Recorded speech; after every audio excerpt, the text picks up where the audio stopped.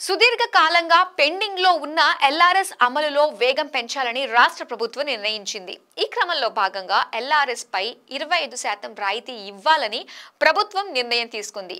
Plot కొనుగోలుదారులకు ఈ రాయితీని మార్చి 31 వరకు వెసులుబాటు కల్పించింది. వ్యక్తిగతంగా ప్లాట్ కొనుగోలు చేసి రిజిస్టర్ చేసుకున్న వారికి లేఅవుట్లో పెద్ద సంఖ్యలో విక్రయం కాకుండా ఉన్న ప్లాట్ల రెగ్యులరైజేషన్ కూడా పలు వెసులుబాట్లు కల్పిస్తూ ప్రభుత్వం నిర్ణయం తీసుకుంది.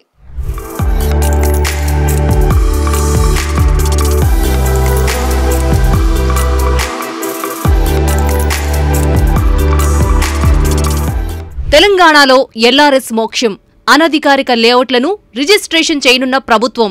మార్చి 31 లోపు 25% ఫీజు రాయితీ.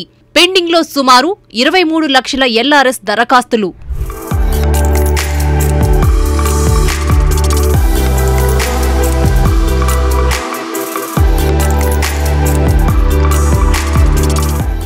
అనుమతి లేని లేఅవుట్లలోని ఫ్లాట్ల రిజిస్ట్రేషన్పై గత బీఆర్ఎస్ ప్రభుత్వం 2020లో నిషేధం విధించింది. దీంతో వాటిని కొనుగోలు చేసిన వారికి 4 ఏళ్లుగా రిజిస్ట్రేషన్కి అవకాశం లేకుండా పోయింది.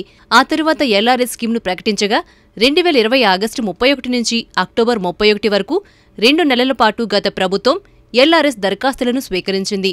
రాష్ట్రంలో అన్ని పంచాయతీలు, మున్సిపాలిటీలు, కార్పొరేషన్ల నుంచి దాదాపు 25,44,000 మంది అప్లికేషన్లు సమర్పించారు.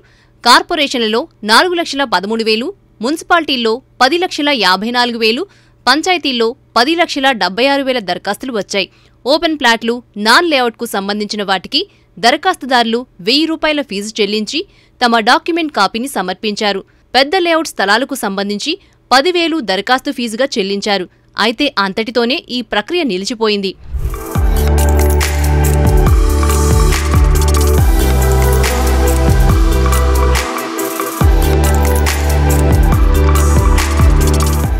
ఏడాది క్రితం అధికారంలోకి వచ్చిన కాంగ్రెస్ ప్రభుత్వం ఎల్ఆర్ఎస్కు గ్రీన్ సిగ్నల్ ఇచ్చింది.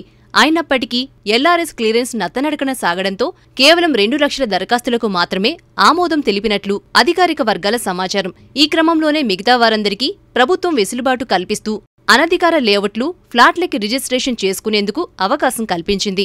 లేఅవుట్లో 10% ఫ్లాట్లు రిజిస్టర్ అయి మిగిలిన 90%కి రిజిస్టర్ కాకుంటే ఎల్ఆర్ఎస్ కింద వాటి క్రమబద్ధీకరణతో పాటు రిజిస్ట్రేషన్కి అవకాశం కల్పించాలని అధికారులకు ఆదేశాలు జారీ చేసింది ప్రభుత్వం. ఇప్పటికే ప్లాట్లు కొనుగోలు చేసి విక్రయ దస్తావేజు కలిగిన వారంతా మార్చి 31లోగా నిర్ణీత ఫీజు చెల్లిస్తే 25% రాయితీ లభిస్తుంది.